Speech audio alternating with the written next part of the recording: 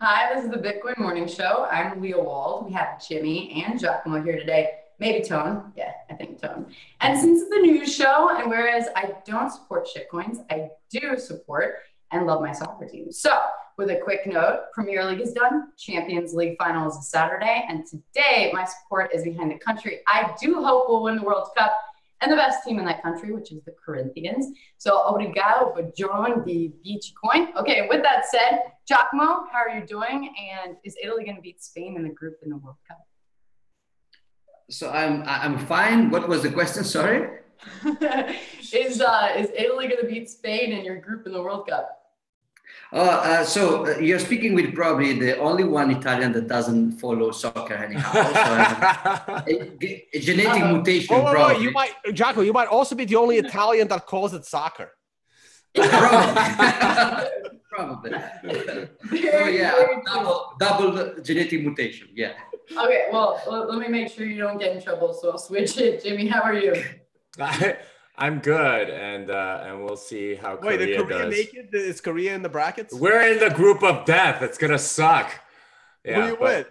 I forget. It's like 3 really hard teams, though. Let me check here. I haven't even looked. I don't even know. Did Russia? I know Sweden is in one of them. Sweden is one of them. And Germany's another one. And then the third one is Mexico. So Sweden, Germany, Mexico, and Korea. Oh my God! It's a group of death. Yeah, I'm not very optimistic this year. Hey, did U.S. or Russia make it? I have no idea. U.S. didn't make it. U.S. did not make it. Did Russia make it? It's in Russia, so they have to. Oh yeah. Oh, they have to make it by default. That's right. Yeah, no, they're in a group. They're in like a really wimpy group: Egypt, Saudi Arabia, and Uruguay. That's home field advantage, man. Home field advantage. No. That's because nothing in Russia is rigged. I mean, and what? I don't understand this Italy and Spain thing because they're not in the same group. I thought they were like Group G. No. No. Let me see. Where is Italy? Where the hell is Giacomo, I like that you're quiet on this one. Well, Italy is inside the Mediterranean, just in the center. It's kind of easy. All right. Well, okay. Maybe we'll switch from soccer. I'll give you a break, Giacomo. Okay, and go to some hacks. Why not? So Bitcoin Gold hit by double spend attack. Exchanges lose millions. Another hack, this time on Bitcoin Gold, but another double spend. And being a double spend, the attackers, after gaining control of the network, deposited the Bitcoin Gold on exchanges, right? This is double spend, quickly withdrew them again, and after which they reversed the initial transaction so that they could, send the coins that they had originally deposited to another wallet. And the article says that they could have stolen as much as 18.6 million from the exchanges. Jimmy, thoughts? And also 2 things. Was this different from Verge's attack that we discussed yesterday? And also, is there a type of fix that, we had discussed that a bit yesterday? So kind of a follow-up. Yeah, I mean, from what I hear, it's just a straight up double spend attack. So it's very different than Verge. Verge did sort of like a mining difficulty adjustment attack where they managed to get the mining difficulty really, really low on a particular one of their 5 proof of work algorithms. So it's pretty different. But basically what these guys did was they got Bitcoin Gold credited on an exchange, and they basically spent it or traded it for Bitcoin or something like that, withdrew it, then executed a giant reorg. I think it was like 26 blocks or something like that, where their deposit to the exchange was basically reversed. So sorry. That's kind of what happens when you play with this stuff. I think exchanges were accepting on as little as like 6 or 10 confirmations for Bitcoin Gold, and obviously the hackers figured out. I mean, it took a lot of money and power to do.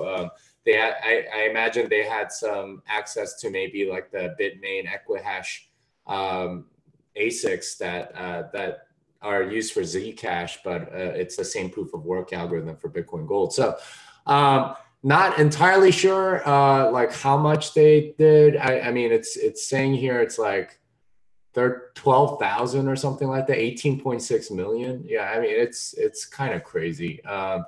Not sure entirely.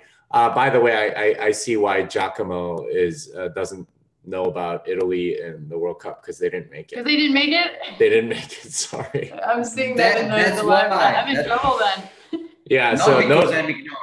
Yeah, I mean, people. I'm really sorry. That sucks. Just like the U.S., Leah, I think you represent the U.S., Giacomo, Italy, me, Korea, and Tone, Russia. So we got two crappy teams in the thing, I guess. But yeah, I'm a little more U.S. I think I got myself in trouble. Also, I can also represent Switzerland, but I think it's even worse than Italy.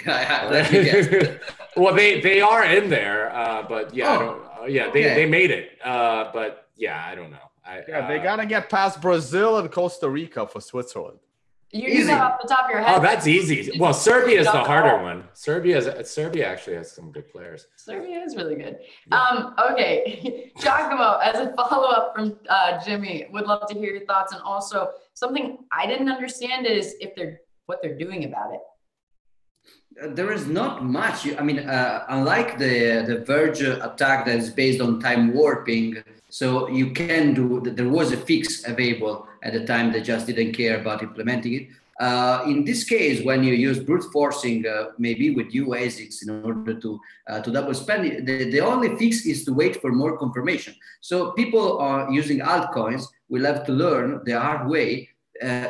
Experts are telling them since years, but they will have to learn the hard way that one confirmation on an altcoin is not the same of one confirmation on Bitcoin. If you wait 6 on Bitcoin and you're kind of okay, on altcoins, you have to go for many more confirmation based on how fast the confirmations are and how strong the proof of work total hash rate is on that specific altcoin, and how many technological discontinuities are there, like a new ASICs just implemented. So the only way around this kind of hash rate attack is to wait more.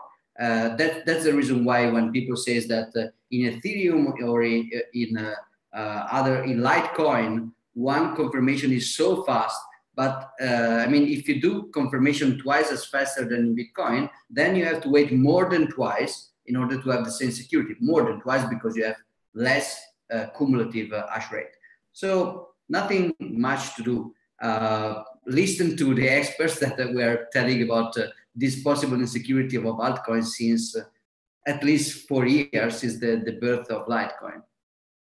Thanks, Giacomo. Tone, I heard that you like Bitcoin Gold more than Bitcoin these days. What's your thoughts on this article? Yes, exactly. Look, so this is starting to be a pattern, right? I mean, we had this with some coin. They tested it on some coin no one's heard of. I don't know which one came first. Was it Verge or was it BTC? Verge, I think, was first.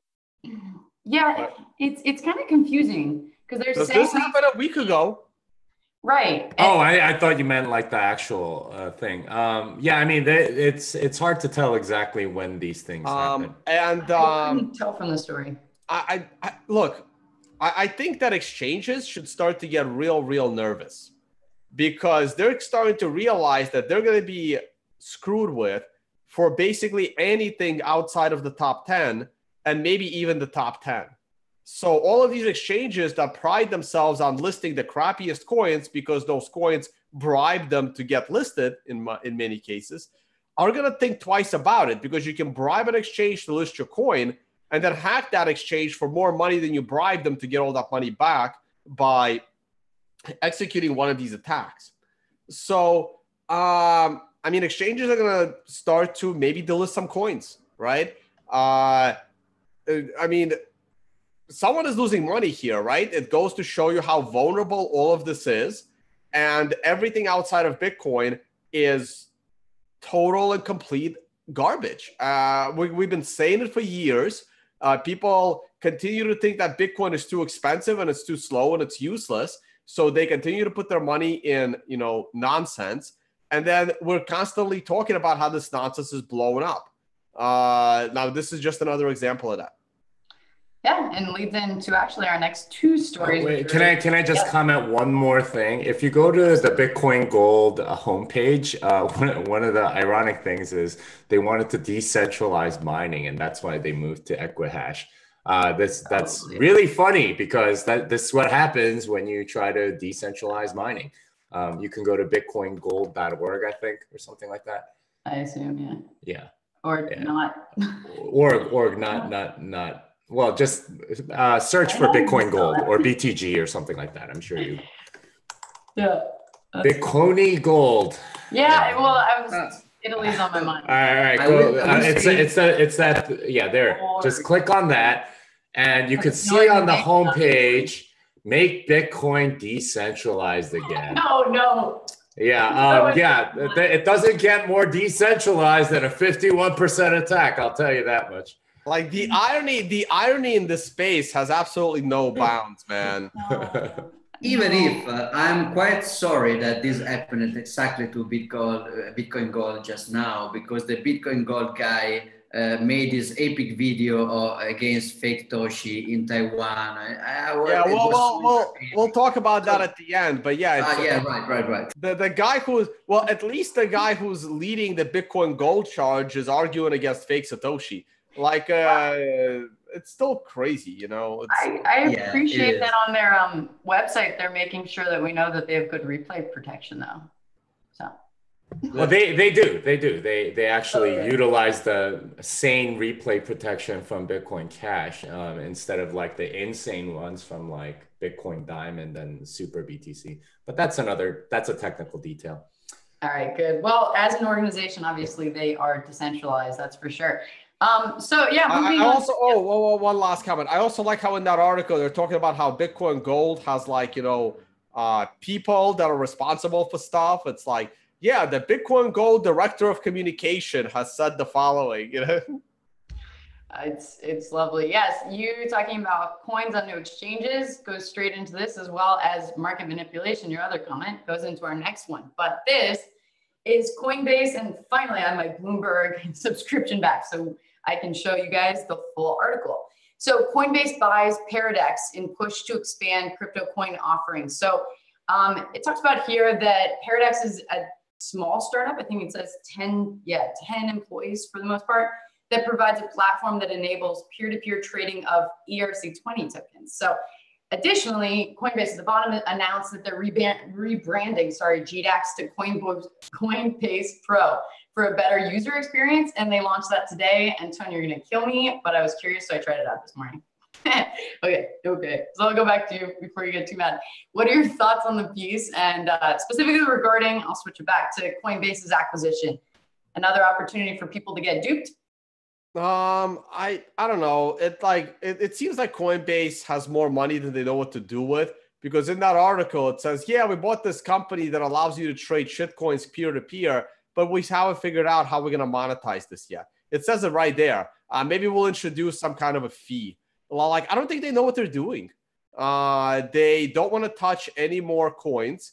They're realizing that being a custodian of shitcoins is a bad idea. So I don't know how this exchange operates. I've never heard of it before, but I'm assuming you list your public key, and the person you're trading with lists their public key of a different coin, and then you just swap one coin for another at an agreed price between the two coins, and obviously you get more coins of one and than another, right? Because the price is not going to be one-to-one.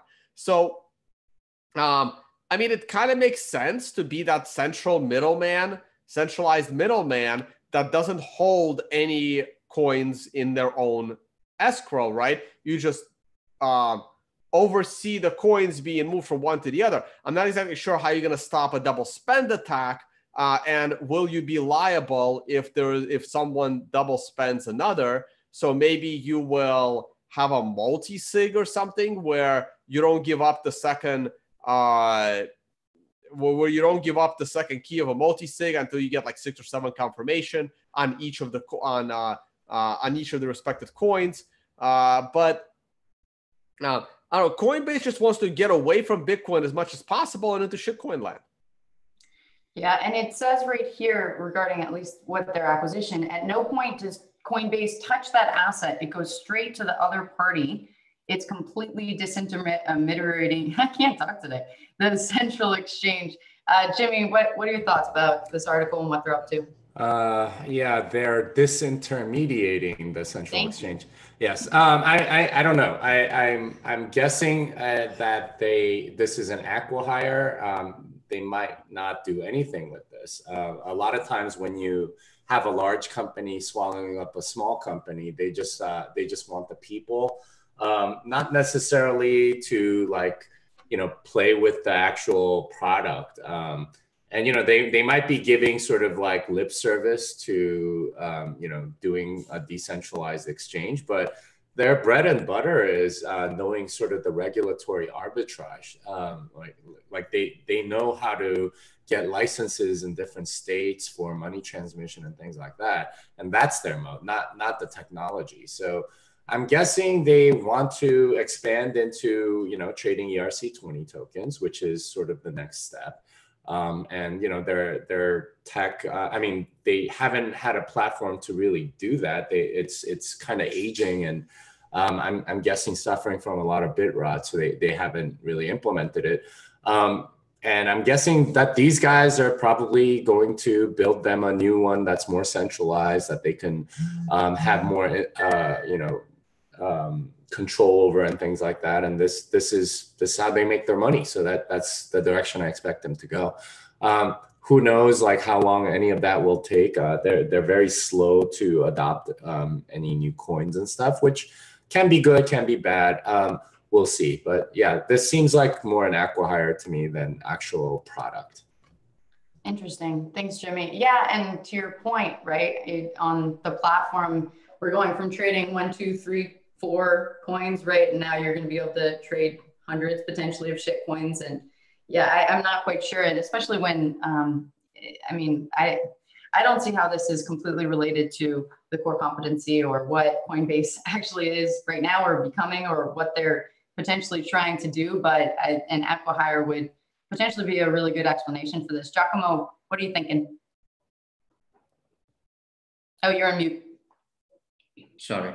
Like Jimmy, I'm not sure that they will do something with this technology soon. Maybe it's just proof of news as always, but it's possible that they will. If they will, I think that non-custodial exchanges are a very interesting thing in general. The fact that with Bitcoin, for the first time, you can have exchanges where the two parties do not trust the third party, if not just for the market making, the order book keeping, the connecting. So I think that this is a very interesting field, starting from the completely decentralized projects like BISC with the final Q, the former B Square, which is a very interesting project of complete decentralized exchange, going toward more, let's say, more realistic, at least in the short term, hybrid exchanges in which you have a central party. So the central party is still organizing the trades, but is not keeping the funds in order to be not liable of the funds, in order to have more security. I still think that great part of the market, of the Bitcoin market, will need external custodians, but because many traditional investors are not ready to become hacker, taking care of their own private keys. So many traditional investors will want a third-party custodian, an intermediator of custodianship. So I think that there will be space for that kind of market always, but maybe that will switch toward the traditional banks more than toward Bitcoin companies like Coinbase. So this is interesting. It's still very, very early stage for two reasons. The first reason is that atomic swap technology is still not stable, is still evolving. We don't have Must, we don't have fully developed Lightning-based swaps. We don't have a lot of things that we need in order to do atomic swaps in a more sustainable way. And the second reason is very, very early, is that right now you can only exchange Bitcoin with altcoins. And I don't think, as maybe some of the viewers know, I don't think that altcoins are going to stay around for many, many years because they're not sustainable in general. So what do you exchange Bitcoin for, if not altcoins? So I think that this kind of solution will become more and more interesting when we will have assets on top of Bitcoin with a good protocol. Then something like this can make sense.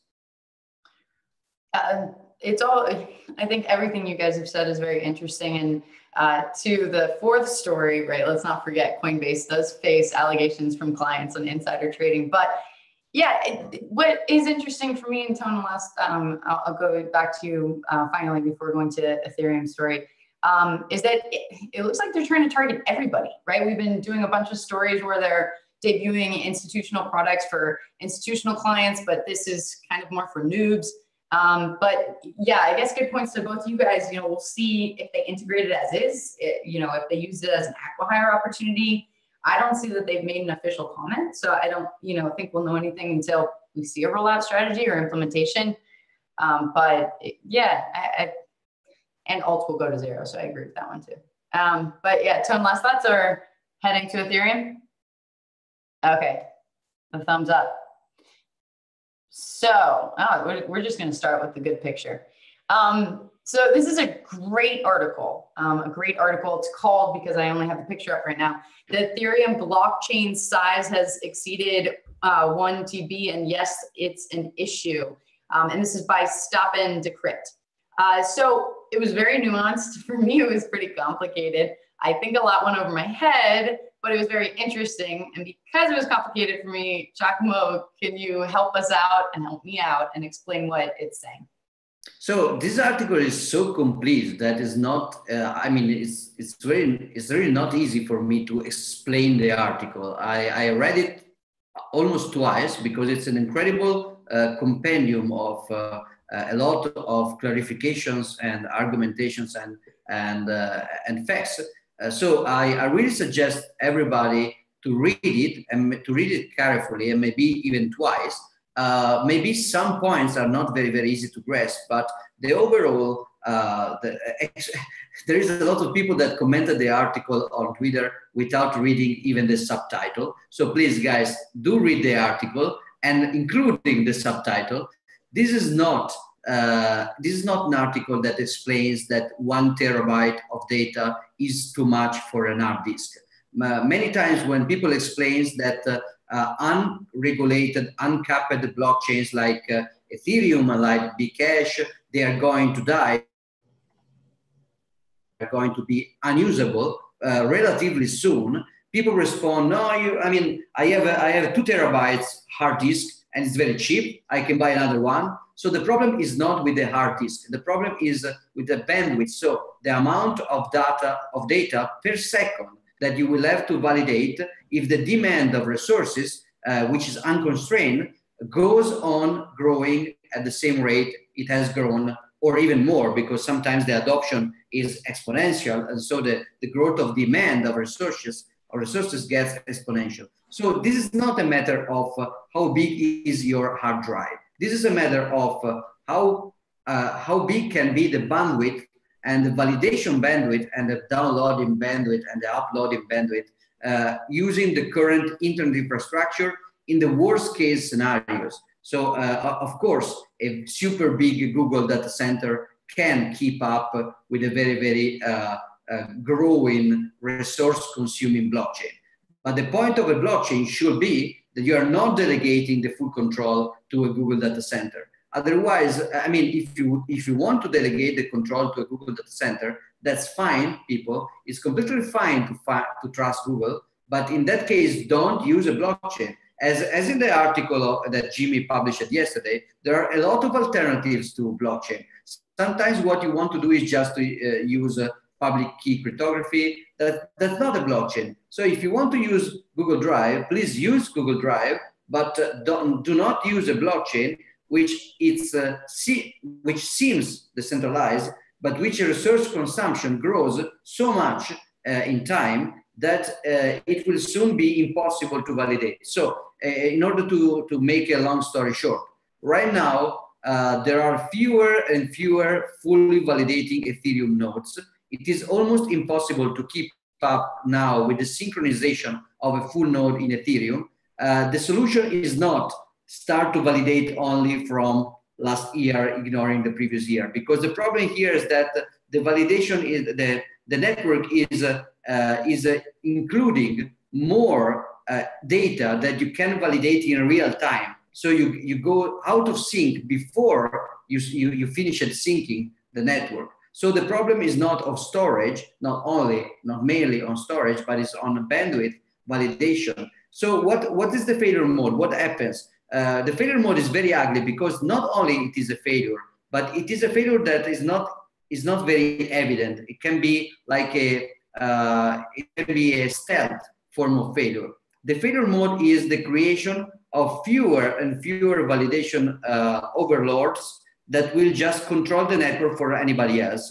And when they will desire, like the Ethereum Foundation or get parity and consensus, they will keep probably 4 or 5 validating nodes in 4 or 5 data centers. And then when they will want to bail out the DAO fork losers or to bail out the parity losers, they will just block crypto kitties. Oh yeah, or when they will want to block crypto kitties, or when somebody else, like a government or like several governments, will ask them to implement some change that they don't want. In that case, it will be very easy to coordinate 4 or 5 data centers in order to comply to whichever request. So again, you don't have to use a blockchain, but if you do, you should use a blockchain that it's easy to validate independently by many people in the world in the worst bandwidth conditions. It's not about how big is your hard drive. Thank you, Giacomo. Really, really interesting. Okay, I think I understand much better now. Jimmy, especially correct, given your last 2 pieces on blockchain, I would love to hear your thoughts on the piece as well. Yeah, I mean, Giacomo hit on almost everything. People keep pointing to like Moore's law or something like that about hard drive space growing, but that's not really the restriction. There are all sorts of restrictions when you're throwing around that much data. I think Giacomo talked about the bandwidth, but bandwidth isn't even the main one oftentimes. If you're trying to sync your Bitcoin node, the thing that's restricting it is actually calculating the UTXO set and continuously like processing all of these transactions and validating all of them. With any sort of blockchain, quote unquote, you have to validate every single thing and make sure that it's consistent with the rest of the database that came before. And that can be extremely expensive from a CPU standpoint. And if you've been paying attention to sort of like CPU speeds, they haven't really been getting faster. More or less, we've been getting better performance by adding more CPUs, not by actually making the CPUs faster. It used to be like a single core CPU was like the greatest thing. Now you need like a quad or 8 core to get sort of the latest model. And that's how we've been scaling that. So that's not necessarily going to scale in the same way. And you need CPU power in order to validate all of this stuff, especially for a very large blockchain. Imagine like putting a terabyte of data through your CPU to validate all of it. That's not cheap or easy or fast. So all of those things sort of point to some of these problems coming up on Ethereum.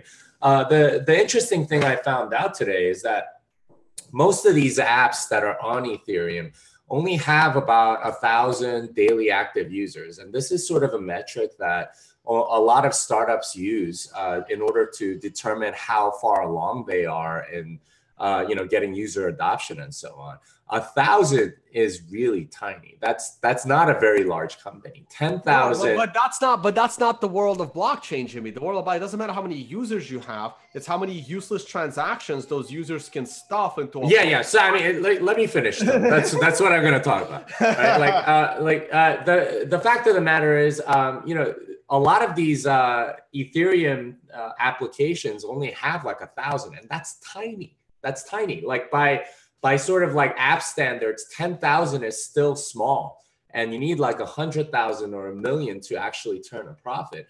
Most of these projects are still really, really small. And it's still causing like this much data and this much like sort of like transactions going through the Ethereum system.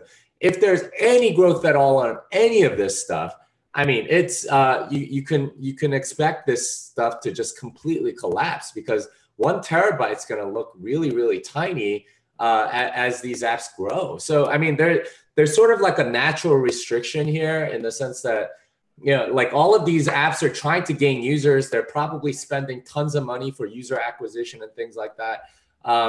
All for naught, because this thing ain't gonna scale, guys. And you know, I pointed this out. This is 1,000 times more expensive than a centralized database, because you have 1,000 times more nodes, 1,000 times more bandwidth, 1,000 times more CPU and everything else. So it doesn't really make sense to make a game on Ethereum when you can do it on a centralized database for 1,000 times cheaper. So I don't know. It'll be interesting to watch, but this is something that we've been talking about for a long time. And you know, the chickens are coming home to roost. I think that's the expression. So yeah. Thanks, Jimmy. And Tone, if I know you at all, you don't like Ethereum. So when things go wrong with Ethereum or there's bad news, you get happy, as well as you know, good cartoons that also make fun of Ethereum. So I'll let you have a little fun. What were your thoughts? Yeah, so unfortunately, my podcast Crypto Scam kind of ended because I got stuck on this episode of Crypto Scam, right? So I did Ethereum part 1 to explain why Ethereum was an unlicensed, unregistered security, and it still is today. Part 2 of Crypto Scam was literally going to be talking about this article, but I couldn't find any respectable core developer that was gonna, you know, present it on video and, you know, deal with the backlash from 1,000 Ethereum crazies, maybe even 100,000 Ethereum crazies. So, so for all of these reasons, this is kind of why the Crypto Scam podcast kind of went away. And this also would have required a lot of research from me. And I'm not really qualified to talk about the details of Ethereum not scaling. I have just been 100% sure for the last 2 years that Ethereum cannot scale. It made no sense at all. And that is not even talking about the fact that nobody even needs the services that Ethereum is offering, right? We're talking about if for some 1 in a billion chance the world needs decentralized smart contracts, Ethereum can't scale them. Like, it doesn't work technologically, even if you can convince me that it's needed economically, okay, and socially. So I read about half the article this morning, then we have to go live. I'll finish reading the rest of it. It was very good from the half that I read.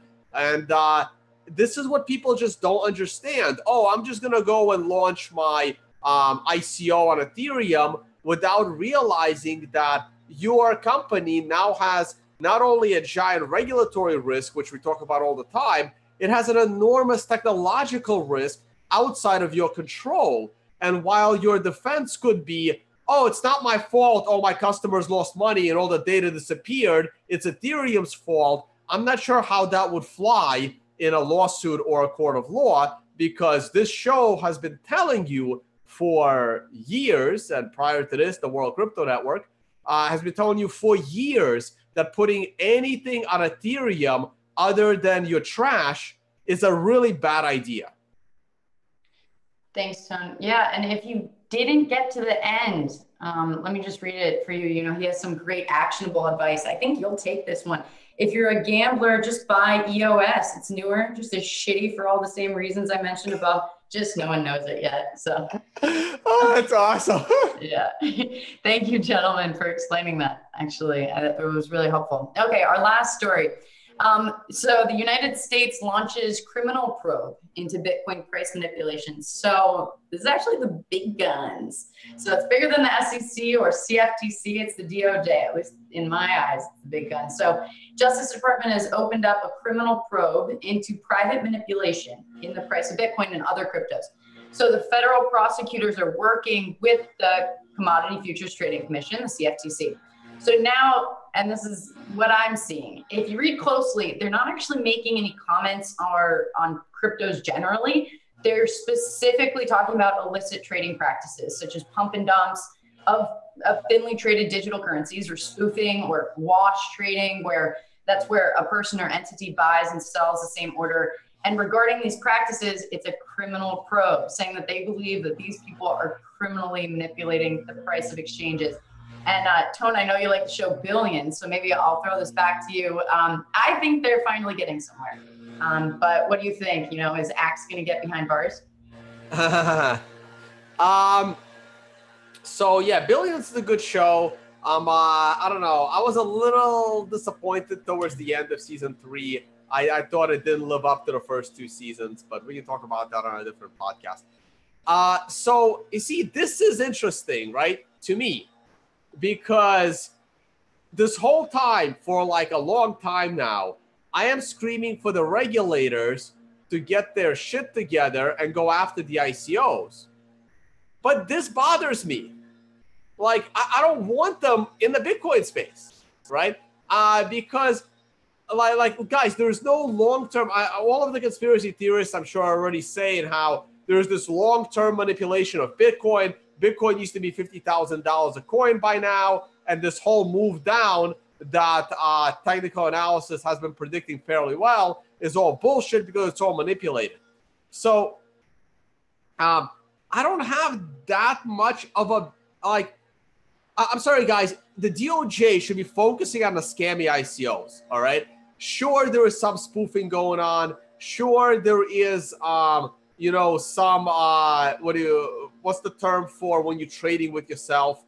They mentioned in that article as well. You know, fake volume going on. Those are minor problems compared to the Ethereum the nonsense that Ethereum has brought to the world, right? So, yes, exchanges should be cleaned up. They should be regulated. The crypto space is not going to do it themselves.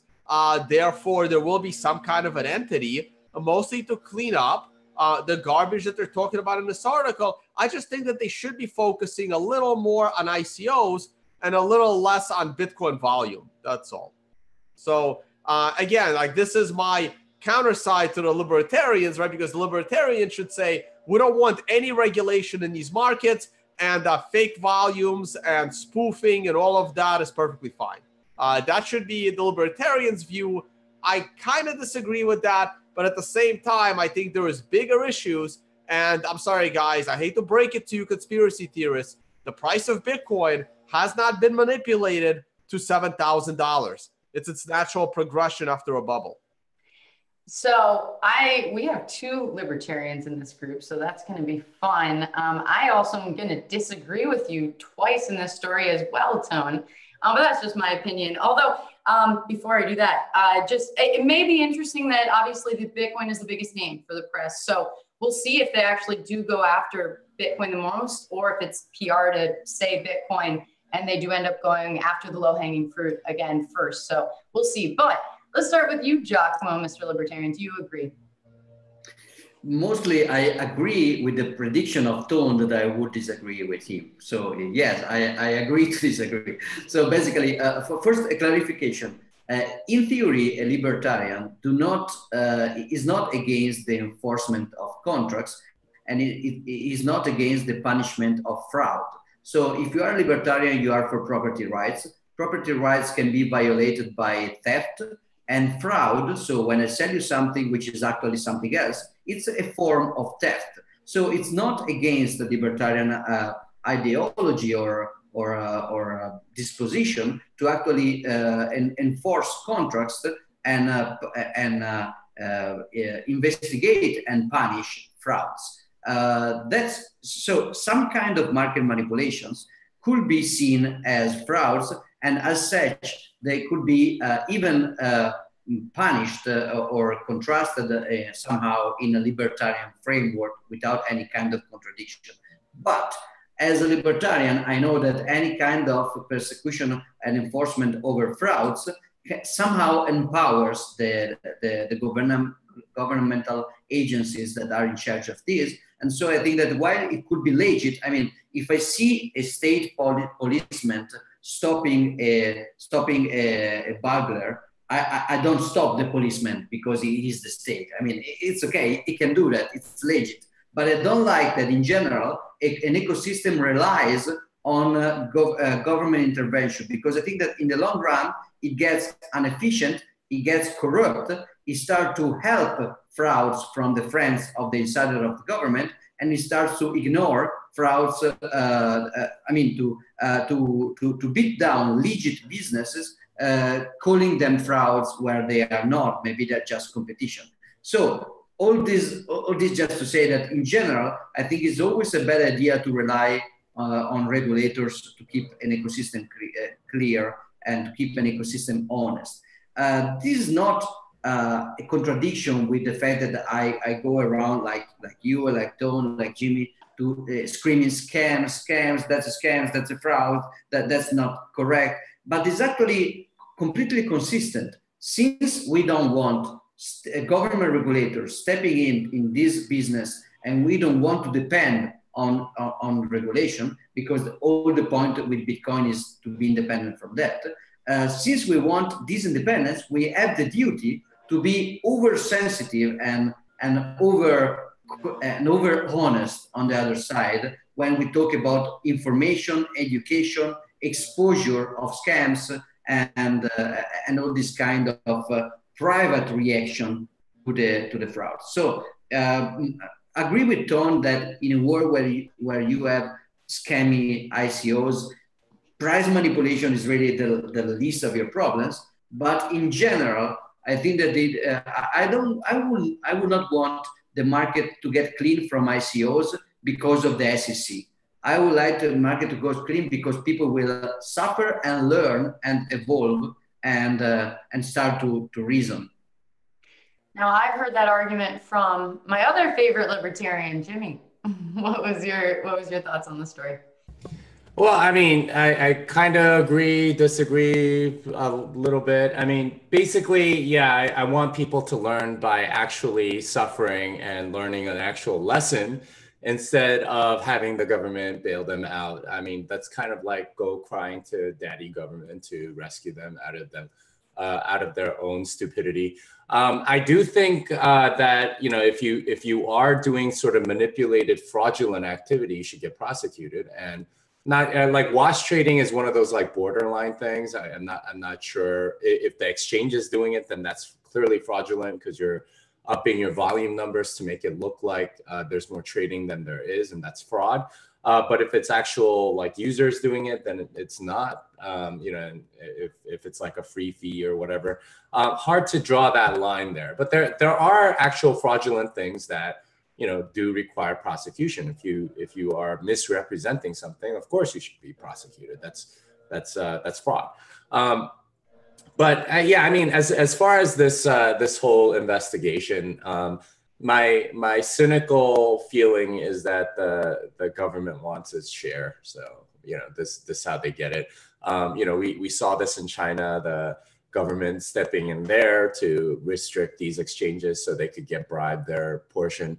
The US bribery system works a little differently. I will bet you anything that the people that are doing the prosecuting will end up working at these companies right after they are done with their terms. And then they'll get nice fat $500,000 a year salaries or something like that. So that's probably what they're doing is, hey, we can do something here and, you know, set up for ourselves some nice paydays once we're out of office. And that's what this seems like to me. Yeah, just one quick last comment. Jimmy is right. It's really, is the exchange doing it or are some users doing it? Like if the users are doing it, should be fine. If the exchange is somehow involved, then the people at those exchanges should be, you know, legally liable for, you know, messing with the markets. Now, again, I have to, this word manipulation gets thrown around so much, right? So you have a couple of things here, right? You have people acting independently in order to make more money. You can call that manipulation. I tend to call it he has more money than you, and it's savvy trading, usually, okay? Then you have collusion between these people and the exchange, or the exchange colluding against its users. Now, that's probably a criminal offense, or at least a civil offense, or a major fine, or whatever. But none of this stuff falls into the realm of, you know, government encouraged suppression of prices. It's also only suppression of prices on an asset that you don't like. Like it's the opposite for the stock market, because for too many people, they think the stock market should always be falling and gold should always be rising, and it bothers them that it's the other way around. So they blame, you know, the plunge protection team for this conspiracy theory that you know, they're forcing the market up, and at the same time they're suppressing the price of gold. So enough of these people are in the crypto space, so all of it is going to also move into the crypto space as far as the mentality of that person goes. They don't understand that things fluctuate, and again, for people that keep saying that the stock market is overvalued, but Bitcoin for some reason is undervalued, it bothers me, because both the stock market and Bitcoin are both private assets. So the printing of money should affect both of them, maybe not on the same scale, but with the same beta, with the same correlation. So Bitcoin going up in price should be correlated in general with the stock market going up in price. And when the stock market crashes, people become, you know, a lot more broke, and therefore they have less money to buy Bitcoin. So a big crash in the stock prices, you know, leads to people losing their jobs, leads to company going out of business, leads to less people caring about Bitcoin. So a stock market crash is not what you want if you want the price of Bitcoin to go up. You want the price of Bitcoin to go up with the boom of the economy, where the stock market also goes up. Now, if the bond prices start to go weak and lose money, that's good for both stocks and Bitcoin. The conspiracy theories tend to go out of control a little bit here. So interesting. All right. Well, I would like to play with your definition a little bit of manipulation, Tone, if I'm allowed. I think the definition of manipulation is, right, the act of artificially inflating, deflating price of a security, or otherwise influencing behavior of the market for personal gain, specifically, right? And to be honest, I can't think of a single asset class that hasn't been manipulated. Sure. I think it's obvious. No, you're right. That is manipulation. But a lot of people see the word manipulation and they equate it to, you know, a multi-decade suppression or increase of prices. But in reality, 99% of all manipulation, if not 100%, is simply for short-term gains, and anywhere from gains on a microsecond basis of high-frequency trading to, let's say, maybe a couple of weeks to a couple of months, because you can have some kind of an advantage. This isn't like cross-generational, puppeteers controlling an asset. It's not like that. That doesn't exist. Sure. Yeah. Okay. So on that, we agree. And I guess as the last point is just, I think it's important, because I think the importance of this article is the definition of manipulation. I have one counterexample for myself. There is a market that has been completely manipulated for probably 50 to 60 years. Diamonds. It doesn't have a futures market. It doesn't have a means for people to determine a price, like in the case of gold with futures contracts. So no one, as far as I know, diamonds are not even that rare, but they could be rare and nobody knows. And because there is no futures market, there is no, what do you call it? I'm a little off today. I'm a little under the weather, I guess. There isn't this free market price discovery of diamonds. It's literally controlled by a couple of people. De Beers, sure. And they're technically worthless, although us women often do like it, or men, or whatever pronoun you'd like to call yourselves. And yes. So diamonds are the XRP of the mineral ring. They're actually more like crypto kitties because they're not really fungible. So I don't know. They're the worst store of value. And maybe another point to help you out would be paintings, Tone, to help you out with that one. Picasso's, yeah. Yeah. Oh, yeah, that recent one. Jimmy, to your point, I think that was a funny jab potentially at Ben Lawsky, if I caught that one. Tone, finishing up with you, because I do like jabbing you sometimes, and apparently people on the show don't know that.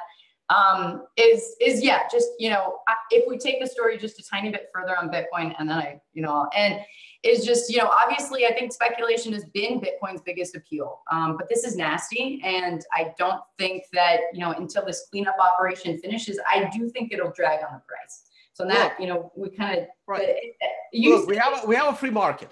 We have a free market. If you don't like the spoofing and the wash trading, open an exchange and, open up the code and make it clear your exchange doesn't allow that.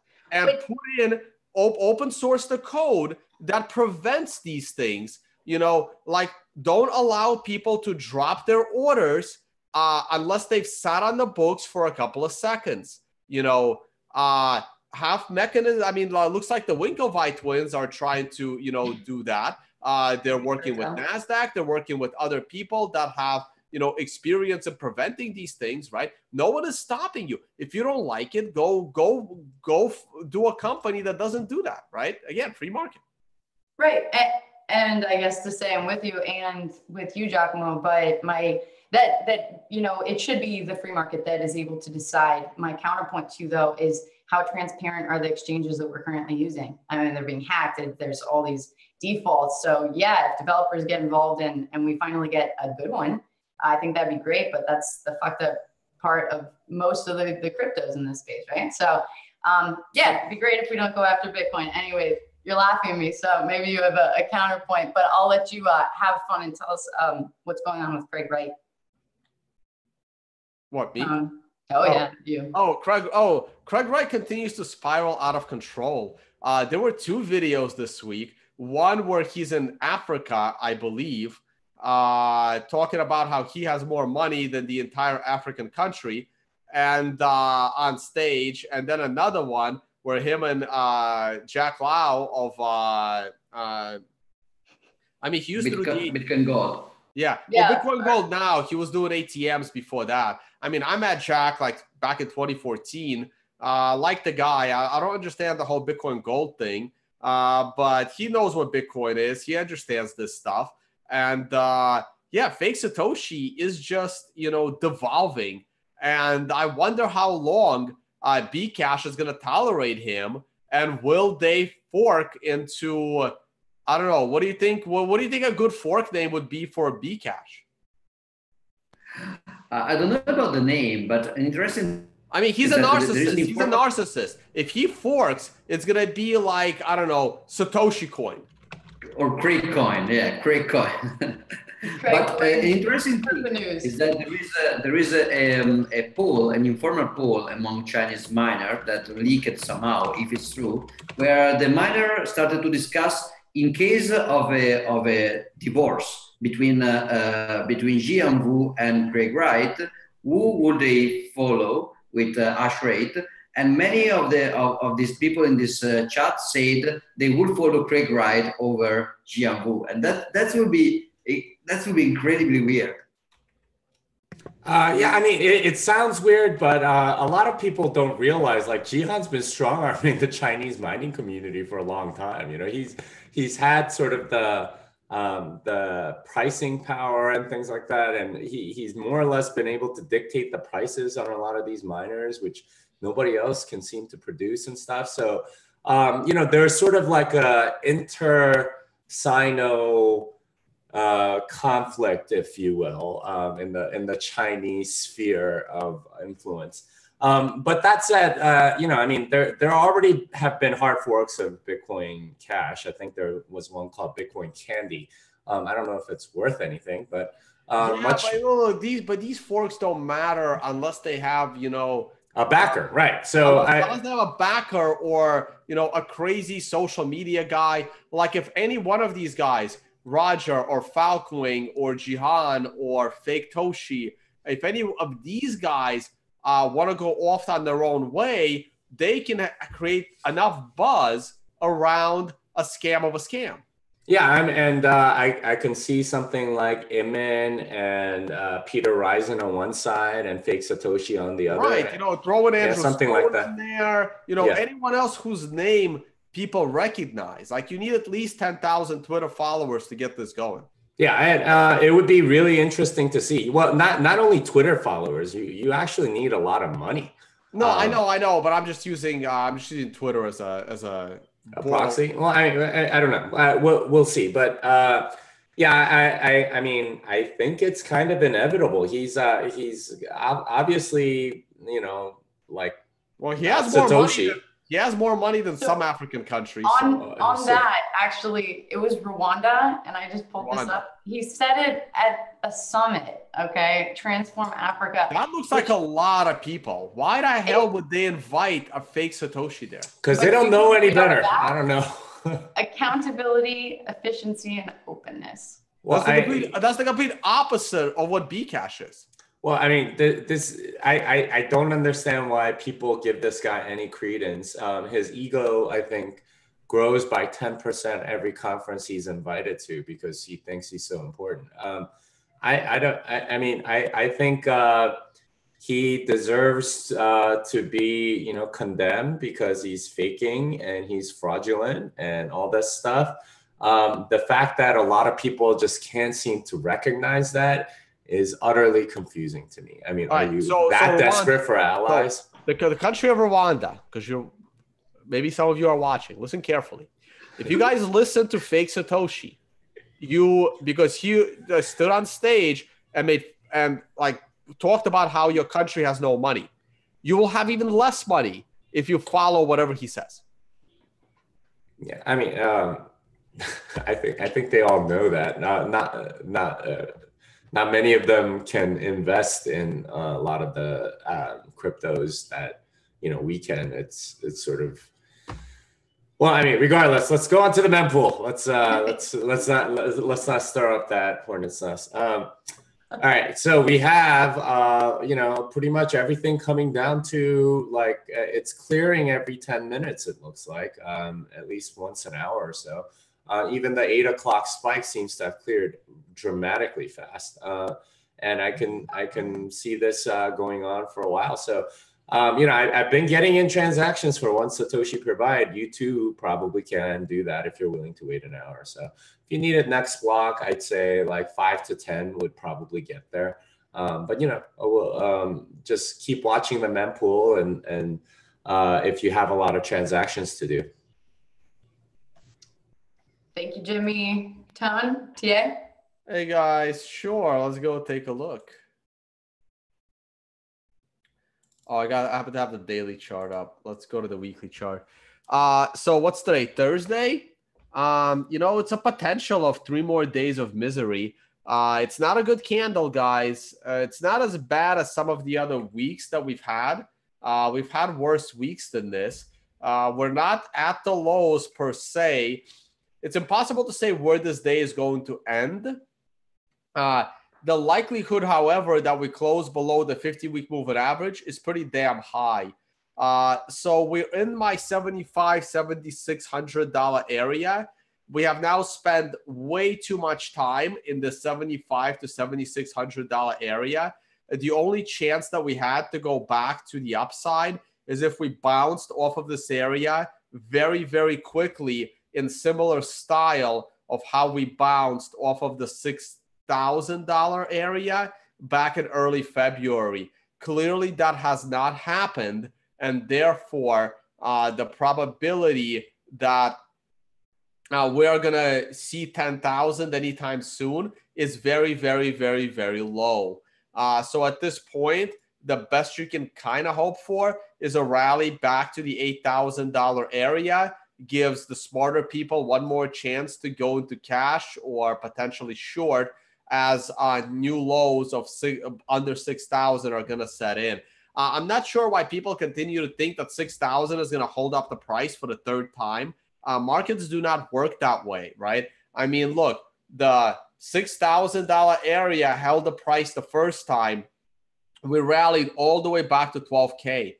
$6,000 area, like 6,500, you know, the $6,000 area held the price the second time, we rallied all the way to 10,000. If the $6,000 area holds the price again, you're going to rally to maybe back to 8,000. This is the process of, you know, lower lows and lower highs, or equal lows and lower highs. When you have equal lows and lower highs, it creates this descending triangle that usually ends in a catastrophe. We've seen two of them already this year, and I've clearly marked and pointed out both of them. You had the one descending triangle here where the price collapsed from 13,000 down to 7, totally predicted by the size of the triangle. You then had a smaller triangle before we got there, where the price got leveled out at 10,000, making lower highs. And I continue to say, get ready for a big drop. This is looking like it's going to form another one of these monster descending triangles, which do not end well. So you got to be ready for it, and you got to be careful. Are you a trader or are you an investor? If you're an investor, you can hold through this bear market and come out the other side. If you're a trader, you may want to be a little careful. I was working on something. Shoot. For my videos. Here it is. Here's the 12-hour chart. And the 12-hour chart is on a 6 of 9. So you're looking for like 2 or 3 more candles of downside, and then we might have some temporary relief there. Here is the 4-hour chart. The 4-hour chart hit a 9, gave you a little bit of a reversal, clearly didn't hold. I would wait for a red 2 to trade below a red 1. The markets are a little overextended, right? Like, I wouldn't be surprised to see a little bit of a bounce. Once again, the parameters of my cloud are not the default parameters. They're a little bit different. You can see the parameters right here in the window, 20, 60, 120, and 30. I got those from Nick down in Florida when we did a podcast together, and I kind of left it on my chart. And like, here your potential buying points were right here off of the combo 13, right here off of the aggressive 13. They were short-lived, and you're currently off of a sequential 13. And we do have another countdown going. This happens to be the combo. I can change the type of countdown we're working with to sequential, which is what I normally show. That's the sequential. The combo is still going on for a second combo. I believe this is the last sequential. There are no more going down. Look for a bounce off the moving average back to the downside. CMF, see, you had a little bit of divergence on your 1-hour chart. See how the price went lower. Your CMF was clearly going higher, but your price was clearly going lower. That's a bit of a divergence. It's helping you with the bounce, but I think it'll be short-lived. Let's glance at the price of gold. It's still holding steady. Stock market is also holding steady. So everything is good. Since I'm still on screen share, if you go over to tonebase.com, you can check out the workshops. This is where I'll be traveling to. There are conferences in these areas. I'll be in Dublin for a conference to speak at, money conference, I think. Then I'll shoot over to London. No conference there. Seats in London are going fast, guys. So act on that. Montreal, I think I'll be speaking at Pork Fest, and that's like New Hampshire. I'll be driving around. I'll drive into Montreal. We'll see how that goes. Pork, yeah, it's the Libertarian Freedom Festival. My first time going. There, I don't know if they're gonna hate me or not. We'll find out. There is something going on in Berlin and Lisbon, so I'll be at that Lisbon event. I gotta buy my tickets. Building on Bitcoin, and then there's something going on in Berlin after that. So I'll do my workshop in Berlin. That is now open for registration, and then I gotta figure out the rest of my summer. Also, please do not pay anyone on Telegram any Bitcoin. There are now 100 fake tone vases. Like my friends from like 20 years ago are speaking with scammers on Telegram that are trying to sell them my indicator, right? Like these guys don't even trade. They're like my friends from like Brooklyn. And they're like, hey, I'm getting weird replies from you on Telegram. And I'm like, you're probably talking to a scammer who's trying to scam you out of Bitcoin, which you don't even have. Please do not assume it's me on Telegram unless you are 100% sure. And if you're going to, pay for anything, make sure it goes through my website. This is why I'm doing this website and stuff. All right, back to you guys. All right, thanks, Don. Unfortunately, people have been calling this show during the bear market Bitcoin morning brief. Just gonna let you know that one. And that may continue for a little bit if I'm understanding your charts and what you're saying. But everybody, thank you so much. Have a great day. Giacomo? Yeah, just one last comment. In a way, this proliferation of scammers is cool because right now in this morning brief, probably the only one who uses PGP to sign messages is, I assume, is Jimmy. I usually don't. I don't think you do, Leah. I don't think, Ton, you do sign PGP. So if this scam fest continues, people will start to appreciate the measures like publishing on a website a PGP key and signing messages and stuff like that, which in a way it's evolution. So a positive silver lining in order to finish. I totally agree with that because I use PGP signatures for like having people pay me and stuff because they were like, how do I know it's really you? And I was like, that's a really good point. And this is why I have my PGP fingerprint on all my social media profiles and stuff. And PGP is getting better. At least GPG 2.0. You can you have a daemon. You can script things and things. You only have to enter your password in once. It acts a lot more like SSH. I think 2.1 lets you use like ECDSA keys and stuff like that. So you can use more or less the same keys as you do in Bitcoin, actually, which is actually really cool. I haven't gotten that to work yet, but that's something I'll work on at some point. But yeah, guys, you can take a look and try playing with this stuff. It is sort of advanced. It's not simple, but getting to know how to do all that stuff is very useful for learning cryptography in any case.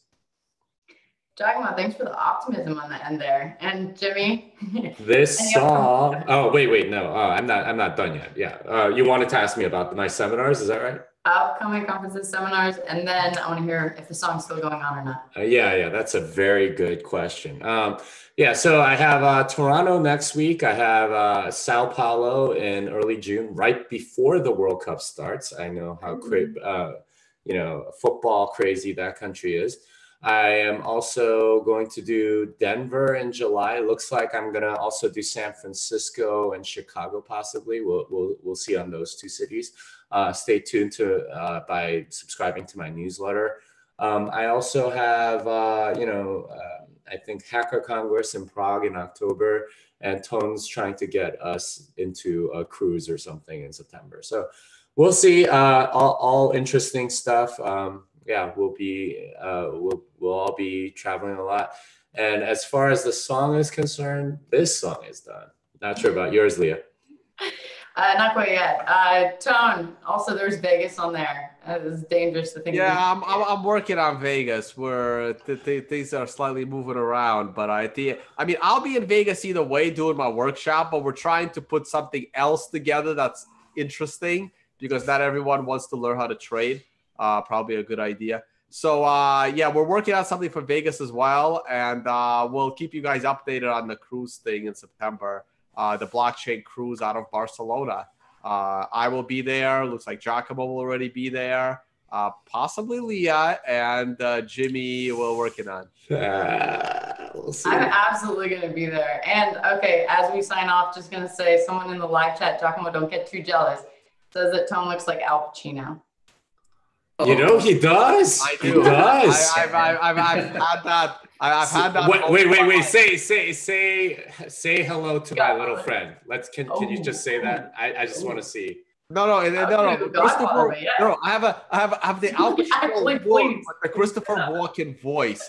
So if I'm doing anything, I need to do the cowbell skit. I don't know. Okay, so.